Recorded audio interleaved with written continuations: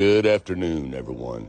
Now, I'm sure all of you have noticed online that a lot of people are talking about why are these people allowed to be in this canopy? Why isn't this marked off and taped off as a crime scene? And why is this guy in the white shirt taking the most very important camera down?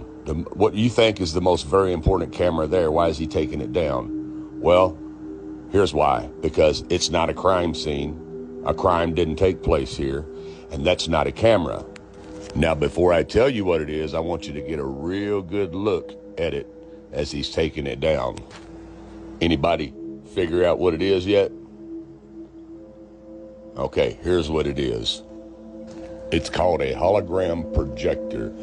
And if you don't believe me, you can go look them up online. And they're not cheap. They're not cheap. Usually 20 to 60, 70, $80,000 for these things, and they come in different varieties. Now, Hollywood calls them hologram stage projectors. Now, you see how Charlie's little tent there is a perfect square? And as you can tell, it's 10 foot squared, 10 foot all the way around on each square, and it's about 9 foot tall. That's because it has to be for the projection to work. Now, let's explain. For smaller spaces, the projectors can be configured with mirrors to elongate the projection path and maintain picture integrity. Eyeliner displays ideally require a minimum footprint of 10 feet square and a height of 9 feet to show full-size human figures. What you are seeing is a reflected image which is so true and realistic to the original, it has become known as a virtual image. Many people perceive what they are seeing now as a 3D hologram.